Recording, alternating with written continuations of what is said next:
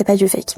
Moi, de base, je me suis dit, bon, je vais aider une famille qui a besoin que, vu que c'est une maman divorcée, alors elle a pas le temps, elle a beaucoup d'enfants, je vais les aider pour les devoirs, elle a pas le temps de s'attarder sur chacun. Et en fait, quand je suis arrivée, je me suis dit, ok, je vais être beaucoup plus qu'une fille qui va apporter une aide aux devoirs. Je veux vraiment être une maman, une babysitter, une coach de vie, tout en fait. J'ai vu que direct, ils avaient une lueur dans les yeux. Waouh, il y a quelqu'un qui est là pour nous. Il y a quelqu'un qui est autre que ma maman et qui est là pour nous rassurer, pour nous faire du tov. Et j'ai senti vraiment ça parce que à la fin, ils m'ont fait un câlin alors qu'ils sont pas du tout tactiles et ils m'ont dit merci.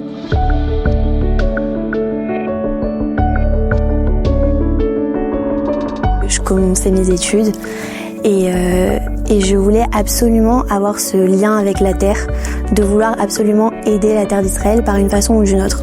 Et j'ai vu un message dans un groupe qui présente la bourse Kalita, qui aide les étudiants. Et j'ai vu qu'en fait ça présentait qu'on allait aider des familles nécessiteuses. Alors au début j'avais pas vraiment compris. Je pensais que c'était Stam, juste faire les devoirs, que c'était des familles dans le besoin, qu'ils avaient beaucoup d'enfants, alors que moi j'étais juste là pour les alléger. Et en fait quand vraiment j'ai commencé, j'ai compris la mashmaout que ça avait. Et c'est là que j'ai compris que j'avais un vrai tafkid à faire dans cette bourse-là. Alors c'est une maman qui est divorcée, qui a 4 enfants. Il y a une grande qui a 6 ans, 2 enfants qui sont jumeaux et un dernier qui a 3 ans. Je suis arrivée, j'ai senti direct que j'apportais déjà quelque chose. En 1 heure, j'ai vu un changement sur le comportement des enfants.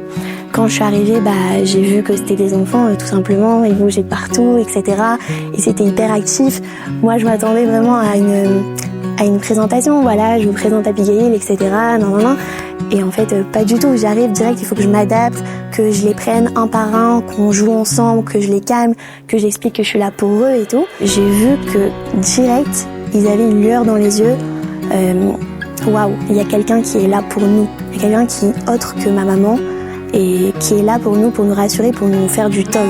Et j'ai senti vraiment ça parce que à la fin, ils m'ont fait un câlin alors qu'ils sont pas du tout tactiles et ils m'ont dit merci.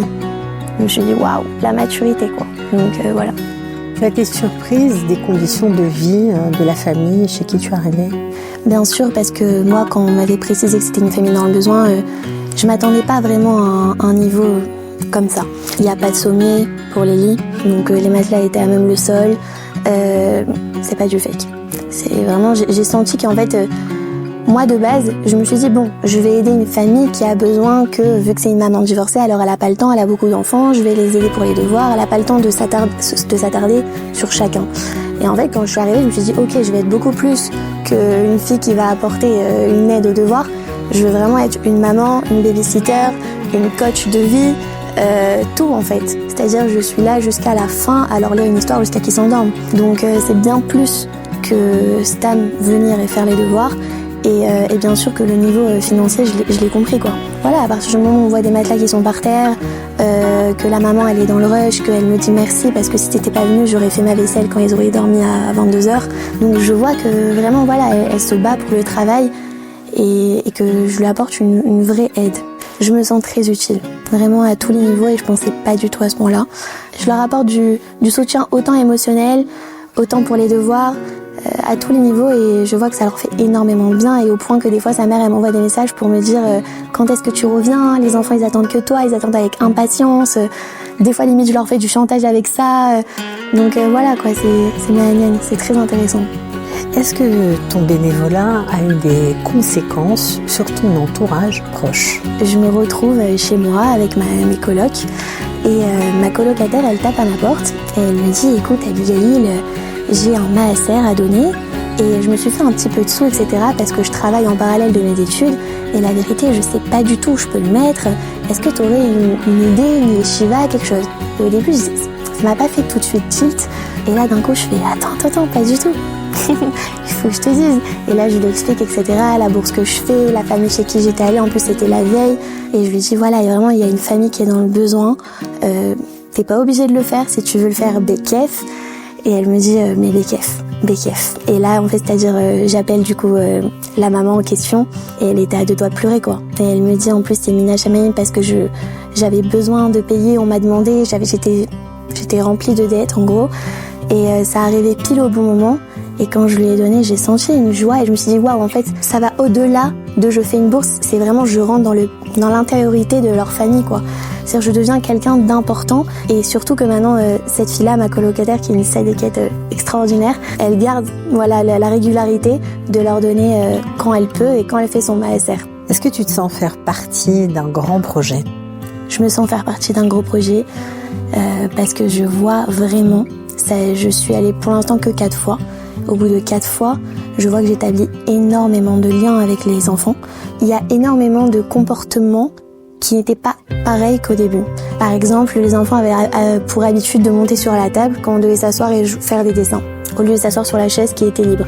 Alors à chaque fois, je leur disais, vous savez, c'est pas comme ça, il faut s'asseoir sur la chaise, on s'assoit pas sur la table.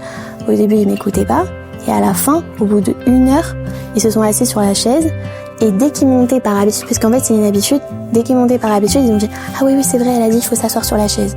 Il y a énormément de comportements comme ça, qui font que Léat, même je vois que j'apporte un soulagement à la mère, qu'elle a plus besoin en fait de les corriger tout le temps, parce que ça lui apporte aussi un soutien émotionnel et elle se dit ok, je peux compter sur elle.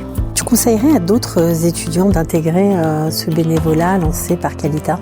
Je conseillerais énormément parce que malheureusement il y a beaucoup de familles qui sont dans le besoin et on s'en rend pas assez compte, et en fait c'est quand on fait partie de cette bourse on s'est dit waouh, il y a des francophones qui sont cachés en fait. Même moi j'ai halluciné quand je suis arrivée, je pensais pas que c'était un tel niveau de besoin financier, et donc oui bien sûr qu'il faut aider, et en plus on apporte tellement de choses, et notre rôle est tellement important. Autant moi ça m'apporte que moi je leur apporte, moi ça m'apporte beaucoup de réconfort. Je me dis waouh, à mon jeune âge, j'ai 20 ans et je me rends compte que en fait j'apporte à une famille énormément, et qu'en fait probablement que ces enfants ils se rappelleront toujours de moi et qu'ils se diront ah grâce à Abigail je suis comme ça.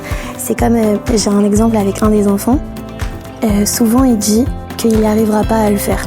Souvent il nous dit en hébreu non anilo yachol, et tout le monde je lui dis non ata yachol, tu peux y arriver. Et la dernière fois quand je lui ai dit au revoir etc, il m'a dit ani yachol toda rabba, tout va changer pour eux, j'en doute pas une seconde.